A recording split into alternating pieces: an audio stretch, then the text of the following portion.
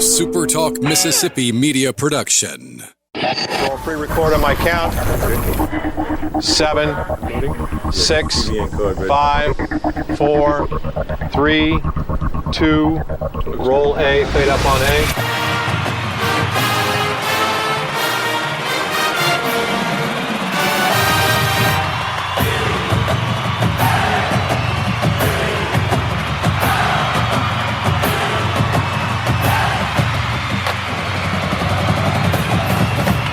Southern Miss to the top. You're tuned in to the Eagle Hour. Let's go. Super Talk Eagle Hour is back on the air. Bob, Kelly, and Dima. We're all in the Southern Bancorp studio here in cloudy Oak Grove this afternoon. Opening segment sponsored by Dickey's Barbecue Pit, which would be a great place for a good meal tonight or a great place to cater your next event. Keep them in mind. Dickey's Barbecue. They do just such a great job in catering. Hey, we're glad to be back with you today. About to bring a really special guest on the show. Later in the program, we'll be talking about an article that Dima brought to our attention that had us all fuming here about college football. We'll talk about that later. But first, our first guest was a first-team All-American selected by Perfect Game and National Collegiate Baseball Writers last year. He won the Boo Ferris Award. He was a finalist for the Golden Spikes Award and the Dick Hauser Trophy, the semifinalist for both of those.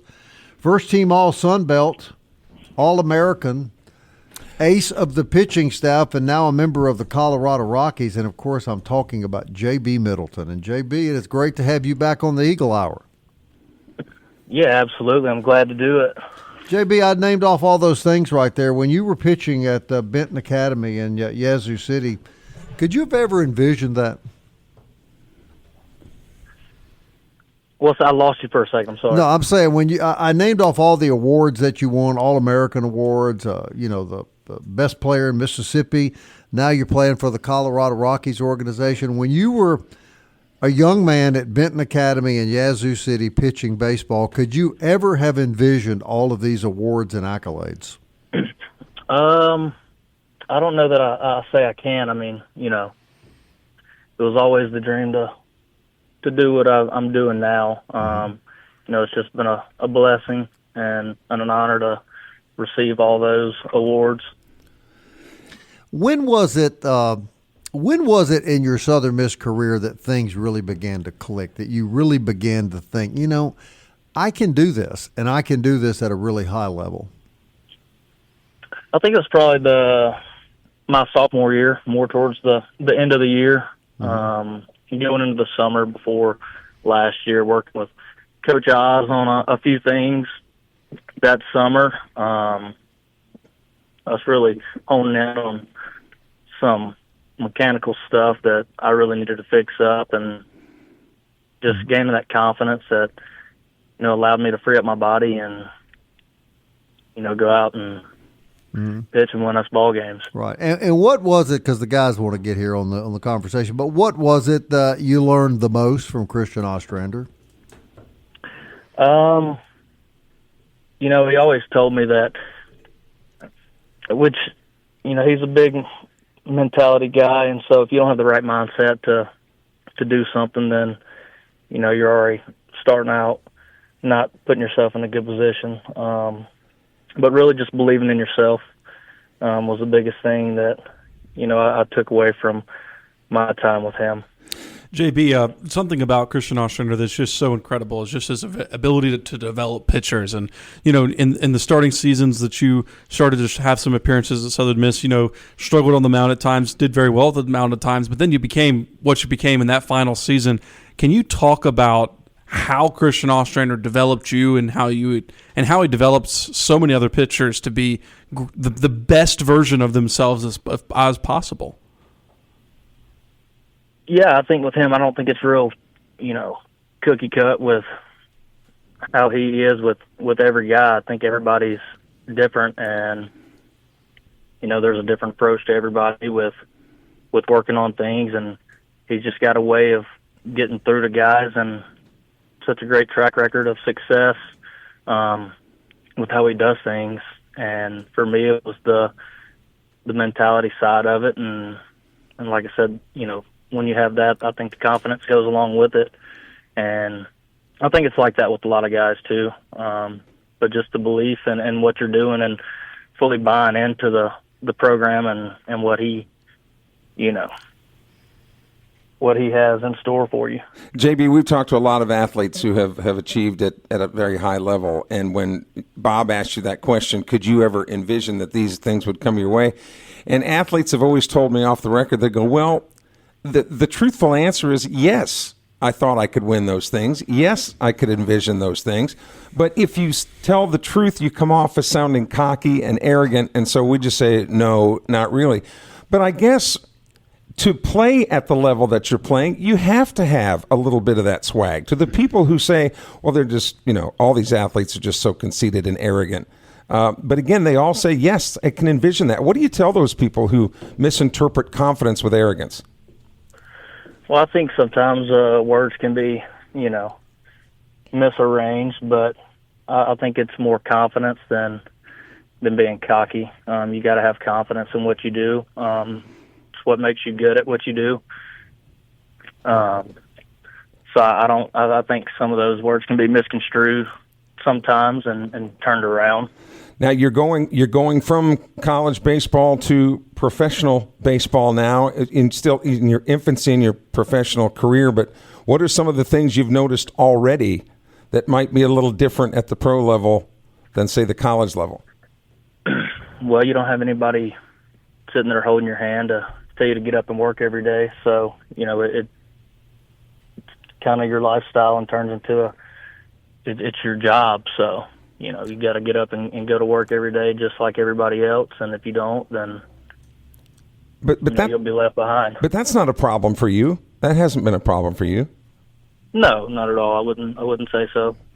Yeah. So tell us about the chronology now, where you are, and take us through the next 2 months of what all things going as expected. What your life's going to be like the next couple months. Yeah, I'm kind of all over the place, but still training and just working on a few different things with my delivery and pitch shape and design. So continuing to do that until it's time to get back. Where's the minor league affiliation for the Rockies? Well, our spring training facility is in Arizona, but I mean, we're kind of all spread out. Gotcha. Okay. Are you enjoying this, JP? We've talked to other players who've had a little trouble adjusting from college to professional baseball. Has that been an issue with you, or you kind of in the groove and enjoying what you're doing? Yeah, I love what I do. I mean, I think I'm in a pretty good spot, and I don't think it's been too hard of an adjustment for me. Any trepidations about what you're in store for now, knowing that you don't really know what's completely in store for you right now? I don't know. Just taking it a day at a time, and so we'll see. What will you take most from your days at Southern Miss? Not just baseball wise, but just at the Southern Miss environment, Hattiesburg, etc.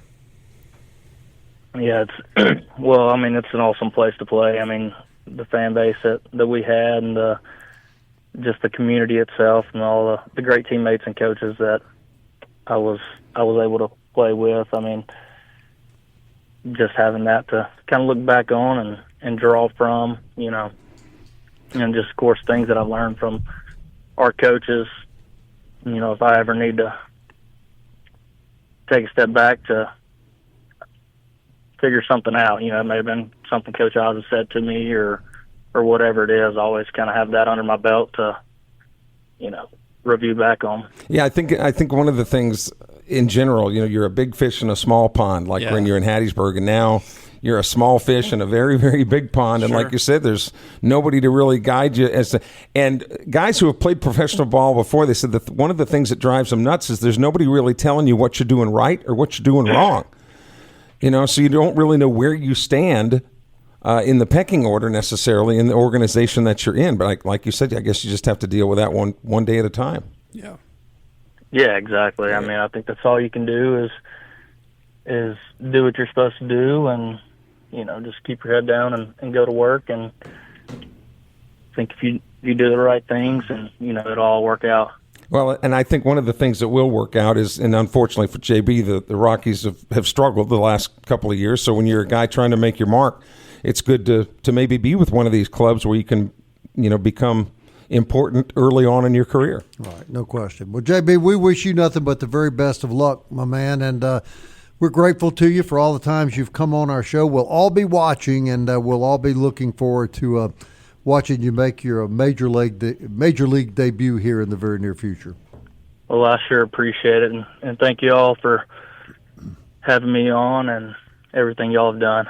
All right, JB. JB Middleton, everybody, from Yazoo City, Mississippi. And what a great story, man. I mean, come from Benton Academy in Yazoo City to being the best baseball player in the state, All-American, and now playing for I go back to a couple years ago when I saw him play against Mississippi State up there in Trustmark Park. I mean, it was terrible. That was one of the first times we ever saw him. He looked and terrified. then 2 years later, I mean, he was untouchable. He's a dog. I mean, it's unbelievable. JB Middleton, everybody. We'll be right back.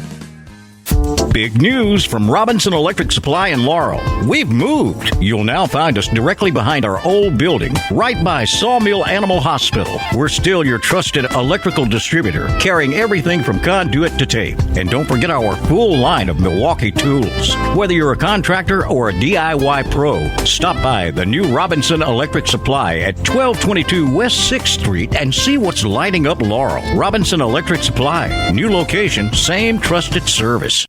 Southern Miss to the top.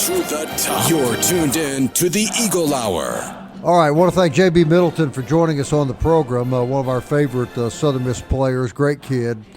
Out of Benton Academy, guys, we were talking. It's maybe only in America, Kelly, can you be a kid that plays high school baseball at a small private school in Yazoo City, and you become an All-American, and now you're going to play professional baseball. Yeah, and I appreciated his honesty when he said, I could envision all those things. Yeah.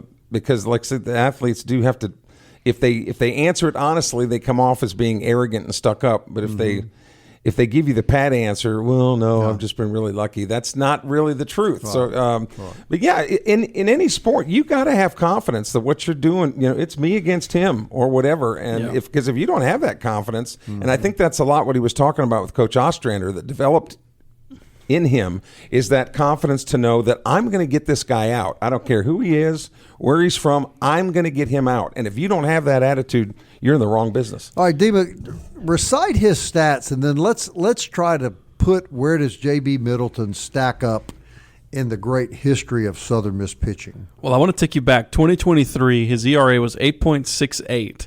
0-3. He only had 8 appearances.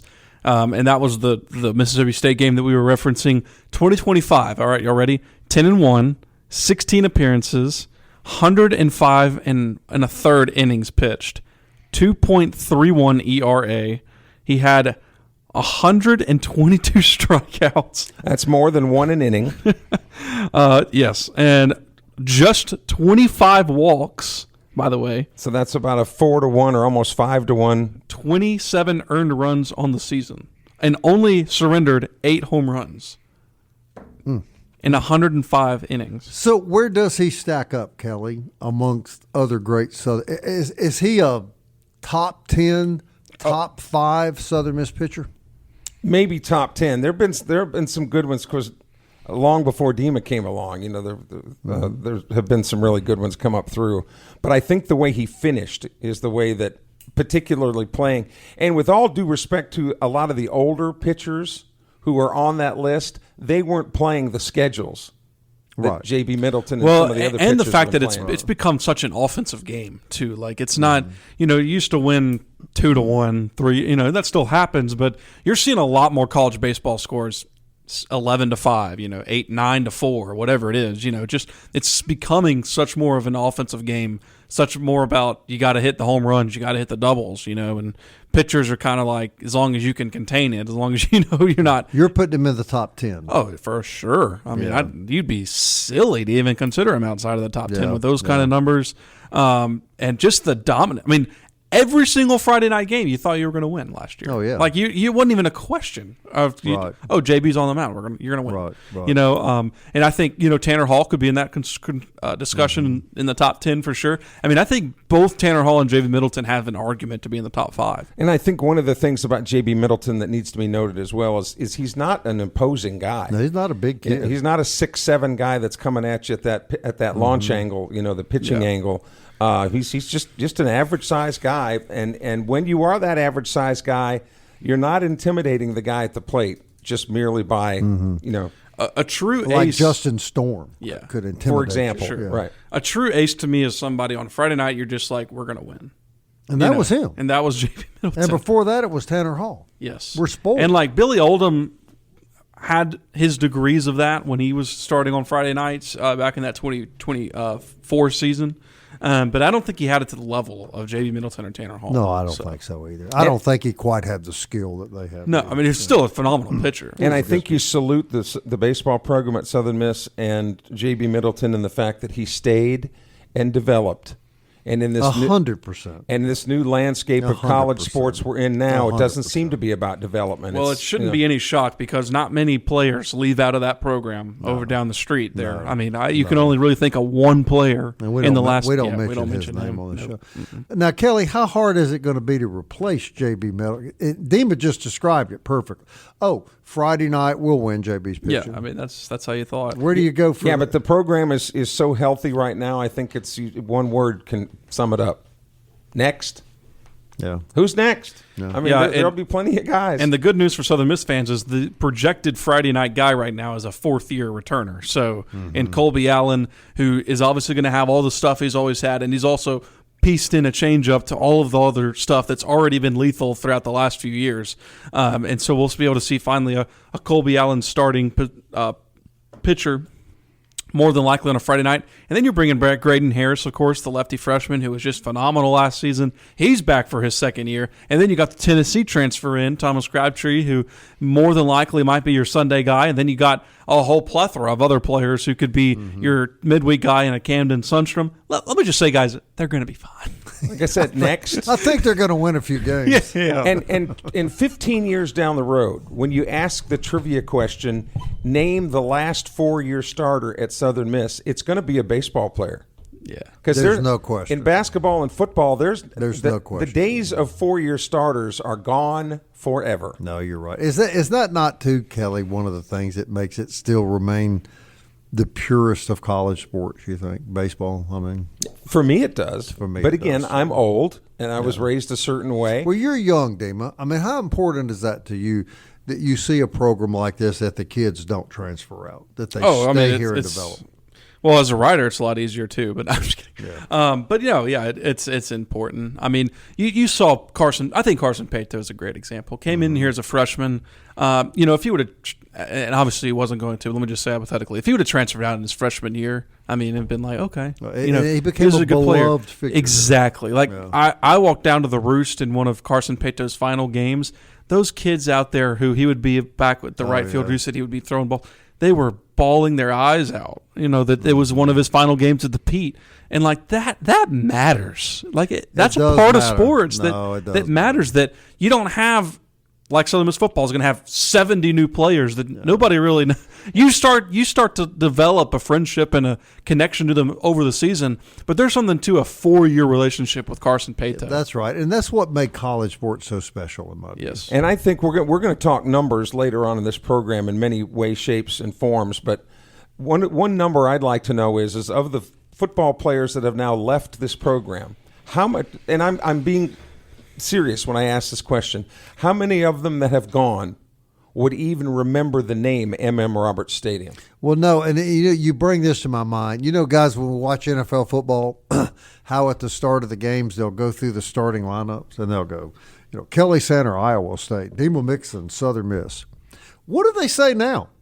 Bob Getty, Western Michigan, Ohio State, and Penn State. You guys, it's only a 3-hour show.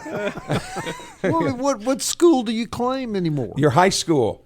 That's what right. they're starting. I mean, that's right. No, they're going to start claiming their favorite drive-through fast food place. Yeah, I mean, it's just Dima Mixon. Well, we're gonna, KFC. We're going to go through some of the numbers here in a few minutes, and I hope you're as shocked as I was when Dima brought this to my attention.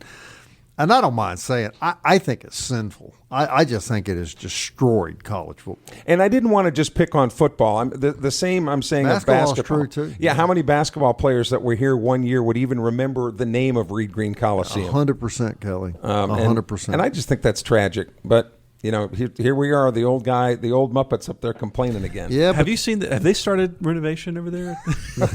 but the young, I've been told. But the young member of the staff here, he tends to agree. No, I think it makes. I mean, that to me is one of the biggest things that separates baseball from the others. It's like Correct. you know who's going out there. Like you know Matthew Rosso is going to be over there at first base. Correct. And beloved character. And there's another guy who has a heck of a story. Yes. He could have left a long time ago. Like you know that Ostrander is going to be back there calling the pitches. You know he's not looking for a $15 million job at another university. No. Not saying anybody here would get that, but you know it's the purpose of it. And clearly, guys, it's the culture that he and Travis Creel and the other coaches, and before him, Scott Berry and the Federico and all those great guys. I mean, they have built a culture that kids want to be a part of. And again, that's just really unusual in today's world. It's the only sport left, pretty much. Other than, of course, track and field and tennis and soccer and all the rest of them. But of the big three, that's for sure. But there's 30, what'd you say, 38 days left? 38 days. Hey, Eagle Tire West reminds you that they sell quality Goodyear products, full service auto and truck service. They're Southern Miss supporters. They're on Highway 98 West. Next to Smith Motor Company, Goodyear Tires, full service, big Southern Miss supporters. That is Eagle Tire West, and they'll be sponsoring the upcoming segment of our show. I was looking at the script for that, Bob, and one of the lines is sells premium Goodyear products. Right. Let me suggest to you, to conserve time and words, you don't have to say premium. It's just Goodyear product. But I mean, Goodyear products Says it all, don't that it? is. You They don't. got the blimp, baby. Yeah, don't even have to say premium. Yeah, you're an indie guy, and that what they all run on? They do. Yeah, Goodyear tires? Goodyear Eagle tires. Goodyear Eagle tires. I don't know why you had to mention the blimp with me sitting here, but yeah, they do have the Goodyear blimp. They sure do. Good. Well, speaking of blimps, Mo Beignet Company, 2902 Hardy Street. You eat too many of them, you'll start to look that way. Check out their Facebook page, Mo Beignet on Hardy Street. We'll be back.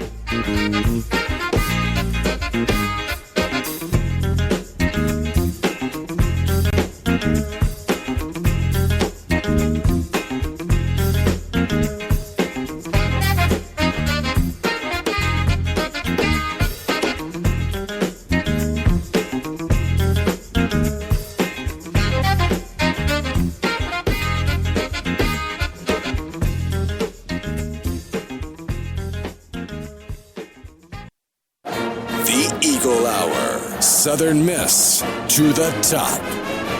All right, welcome back, everybody. This segment of the show is sponsored by D-Bat on Hardy Street. That's where you go for your baseball and softball training. Appreciate all the D-Bat does for the program, and a great place to take your kids, get them ready for spring baseball. Hey, if you're going to work on your house, you're going to remodel it, repair it, construct it, working in your lawn or garden like Kelly does daily, then you need to go to MCS Home Center in Bellevue. It's Hattiesburg's new home improvement center with local folks eager to help you. 7329 Highway 98 West, and that is MCS Home Center. Now, so Bob, does the lawnmower that you use, does it have weight so when the blimp rises, does it? he sees me in the garden, but I'm just telling Ernesto what to do. Yes, Oh, I know. my. And you're not very nice to Ernesto sometimes, I'm telling you. Sometimes he needs to. You don't let him have taco breaks or nothing. Have a I little just fire think lit under him every once I in a don't while. think it's good. Ernesto. All right, now we're fixing to do a very bad segment. Dima, I'm going to let you set this up, and I'm going to, if I start getting carried away, please, one of you reach across the console. Should we do our alert of this is Yes, not this is about not, Southern Miss? This is not about Southern Miss, so if that's going to anger you, You can mute your You can radio. It's not hard. Right, for it's the one button. For the next 9 minutes. Go ahead. All right, so The Athletic came out with this article because, you know, a lot of people question a lot of, like, how much actually are these players making with NIL? We talked about that. Yes, and, like, it's really hard to really gauge exactly the numbers because there's confidentiality stuff. There's a lot of legal issues. But The Athletic did this report, so this is by Sam Conn Jr. Give him the credit for the story because it's a great story. I want to go through what they said each player is worth in the Power 5 in the transfer portal. Kelly, QBs, they range from $1 million to $4 million. A year. A year, correct. The two top quarterbacks in the transfer portal currently are Brendan Sorsby from Cincinnati. Who has since committed to Texas Tech. Okay. And Sam Leavitt from Arizona State. This says, and you just said he committed to Texas Tech, but they are expected to draw offers of $4 to $5 million. For 1 year. Yes. $4 to $5 million for one season of college football. That's not the highest, though.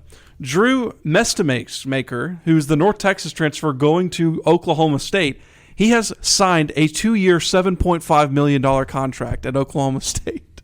But what's interesting about that is that it's a 2-year contract. So he gets 3.5 now and $4 million next year. All right, let's go to the offensive tackles. $600,000 to $1.3 million for offensive tackles. Edge rushers, $500,000 to $2 million. Interior defensive linemen, $500,000 to $1.5 million. This says that cornerbacks make $250,000 to $1 million and safeties make $250,000 to $900,000. The most affordable player in the Power 4 is linebackers, $200,000 to $750,000. Interior offensive linemen also range in the $200,000 to $700,000 as well. So you'll have the lowest end of the Power 4 NIL budget is about $13 million, with the highest parts getting up to $30 million teams is what we're talking about. Most group of 5 schools, Southern Miss, don't even get to $5 million in their NIL budget. So they don't make as much as some quarterback. They don't raise as much as some schools pay their quarterback. Correct. So quarterbacks in the group of 5 top out to about $500,000.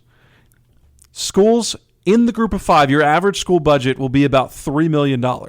So this group of 5, GM said he expects to pay $300,000 to $400,000 for his top quarterback transfer and his cycle running backs anywhere from $200 to $250. So it's not like they're making chump change. But when compared to the Power 4, where your quarterback isn't even making as much as a linebacker at the Power 4. Well, let's put it in this perspective. You'll have quarterbacks playing college football that make substantially more than the President of the United States. Yes, sure. I mean, how absurd does it get? And when you talk about like Jalen Rayner, who's going from Arkansas State to Iowa State, now his coach, to full disclosure, his quarterback's coach at Arkansas State was named the offensive coordinator at Iowa State. But even if that weren't the case, Jalen Rayner could make an argument, look, was getting $400,000 or $300,000 at Arkansas State, and now I'm making $2 million at Iowa State. Yeah. And here's another question that I have, though. What purpose does a degree serve? Well, there is no anymore. Look, in the past, you could make jokes about, well, they're not going to Georgia to get a college degree. Well, hell, nobody's going to college now to get a college degree that plays football. They're going to get NIL money. You're right, Kelly. A degree is useless for a college football player. If they were to get a regular degree and get a, air quotes, regular job, there's no way over their lifetime some of these quarterbacks could make what they're making in 1 year. To play 12 college football games. So what's the point of even getting a degree? There is none. I mean, let's just end the facade. They probably shouldn't even have to go to class at this point if you're going to pay them like that. Well, I think you can make an argument. And you sure as hell shouldn't be paying their tuition. That was my next point. Yeah. So if these guys are making this kind of money, couldn't you save money? The school, couldn't the institution save money by saying, okay, yeah, you're going to make this NIL money, but we're not paying for your scholarship? For me, it's just it's so much bigger than this, though. It's just like, I just think of, a mom of 3, who's struggling to Tell them what you told me during lunch and about being a police officer and his wife. Yes, that's what I was going to say. Like, it's a mom of 3 who doesn't even know if her husband's coming home at night, because he's literally on the streets, making $45,000. Making $45,000 a year, and they're struggling to make it to the end of the month, and we're paying. It's sad. It's disgusting. It's unbelievable. It honestly is just unbelievable. It really is. I mean, and look, Southern Miss just lost, and I think this is such a great illustration of the dire straits schools like USM are in. They just lost their best defensive player to an in-state school for, we think, north of $500,000 a year. They couldn't touch that, even if they wanted to. Mm-mm. So the days that you and I enjoy, Kelly, of watching the T.J. Slaughters come through and develop from young men to grown men and going to the end, that's long gone, because this kid talked to us about how he loved Southern Miss. He was a Southern Miss guy. 500,000 reasons apparently changed his mind. But to be fair, they're no different than a lot of coaches that are doing the same things. The whole thing's out of control. Yeah, I mean, I don't blame Chris Jones. I don't mean to imply that. Yeah, no. I don't blame the players, because if it was in my shoes, yeah, you'd take the $500,000. And so I don't blame the players. We can debate whether or not the players should be paid or not. I don't know. I think you have to pay them something for how much money is in the sport. Yeah. But I think it's clear at this point that what's going on right now is clearly wrong. I'd consider moving to Starkville for $5. Well, no, maybe not Starkville, but you know what I'm saying. And you talk about the kids getting something. Us purists, and get ready to laugh, listeners. Us purists thought that your tuition, that your college degree was payment. Your room and board. For your services. Yeah. And look, and they eat pretty doggone good. Yeah. Those offensive tackles. And if you don't think that's significant, then if you're too young to have children, wait till you pay for one of them to go to college for 4 years and tell me if that's significant or not. Right. So, and look, we threw out the number. We don't know what Chris Jones. No, we don't know. But we had an estimated guess that was based upon some numbers we heard, but we didn't have anything to report. And again, I'm not blaming that kid. Right. Dima's right. You can't blame people for taking millions of dollars. No. We would all do it. The system is to blame. Right. And the quote-unquote adults that allowed this to happen, they're the ones that need to rein this back under control before college football is totally destroyed. Yeah, and I think you're not very far from it as far as being totally destroyed. I just think back to Notre Dame. Think about how much that roster was probably worth, right? probably $25-30 million, whatever it was. Opted out of the bowl game. Yeah. How about these kids that make $1 million or $2 million or $3 million, and then they don't want to play in the bowl game with their team? But it perpetuates itself in that when those schools buy those rosters, and I don't think I'm even going to upset my colleague Dima here by saying Ohio State bought that national championship last year, just like whoever's going to buy the national championship this year. Yeah, and then they get rewarded for doing that by going to the further into the national playoff, which means more bowl money. Right. Correct. More money. So it just perpetuates. Do you see itself. the day, guys, a minute left, you see the day where maybe all we're going to have is Power 4 college football? I mean, the thing is that the Group of Five can't compete with the money that the Power 4 has. That's not even a debatable topic anymore. Right. You're looking at the numbers. So everybody who's coming on here saying, "Oh, we can't compete." No.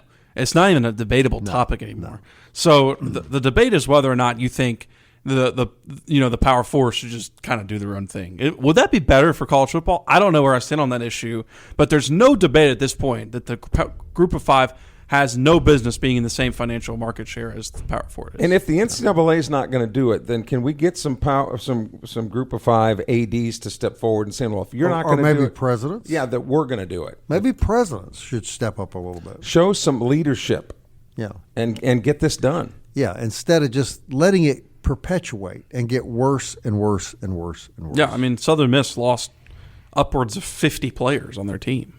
Yeah, I mean. 60. And it's not just Southern Miss. No. I mean, you saw, I think Texas State, they lost their whole team. Yeah. All right. That's our complaint for the day. We'll be right back.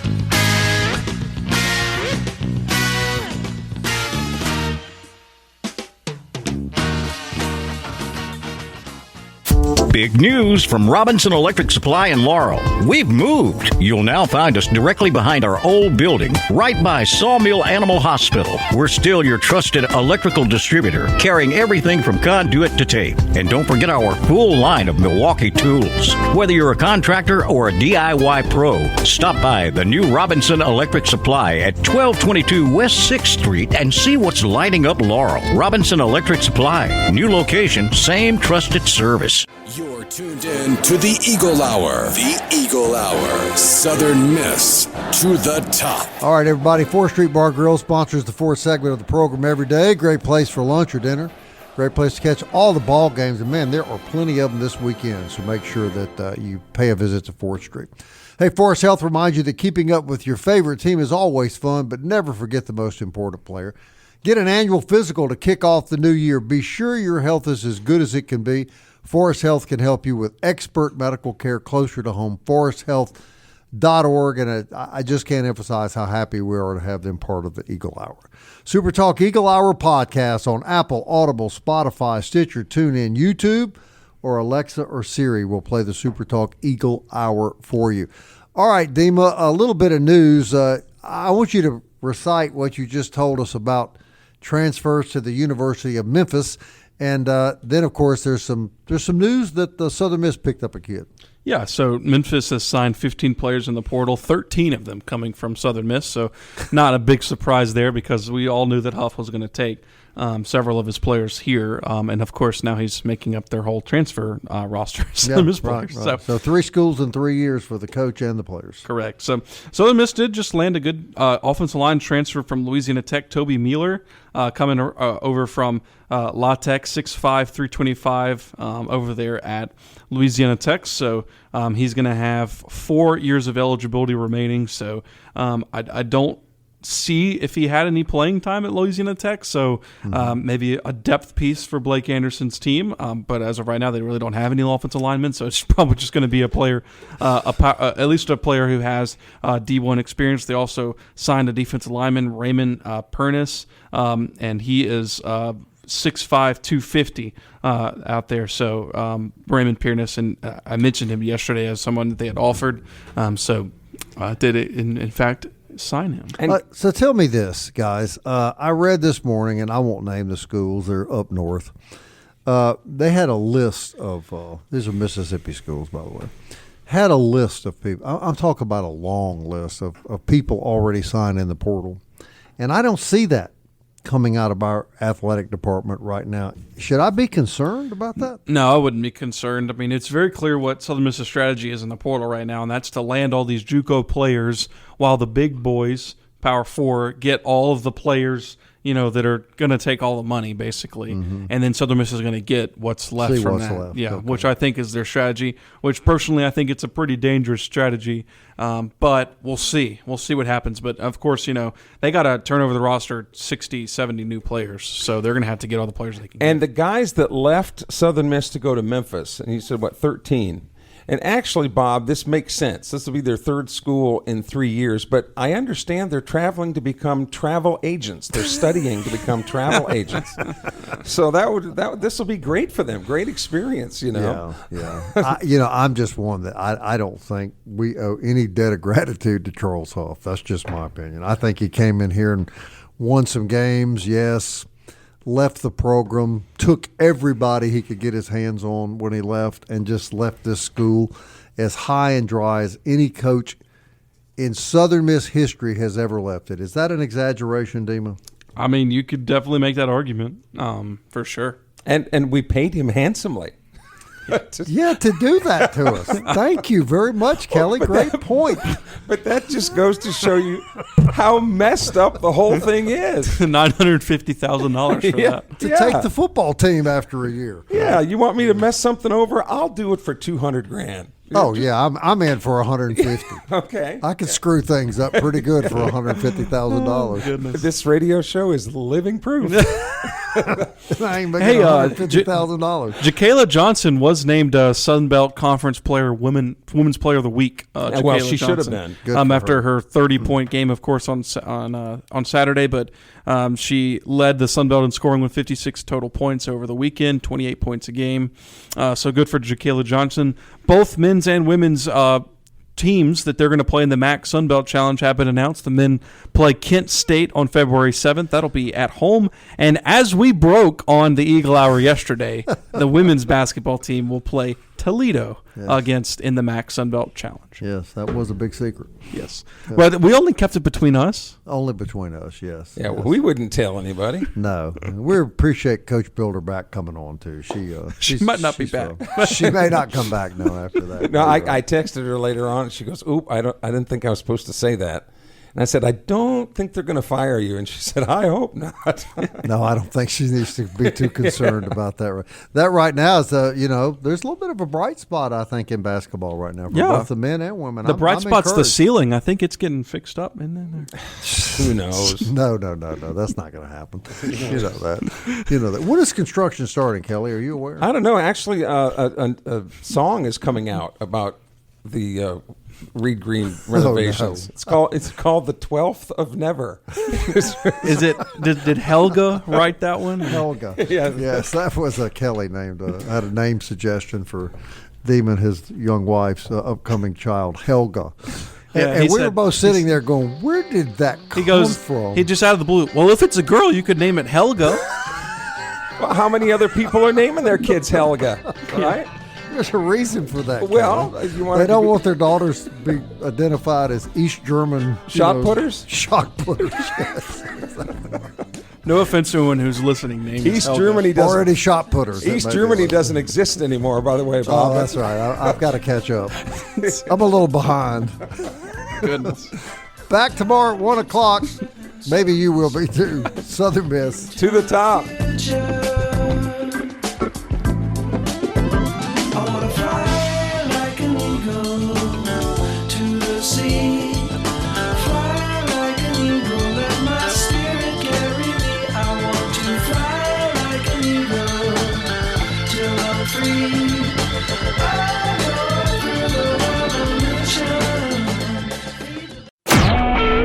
SuperTalk Mississippi Media Production.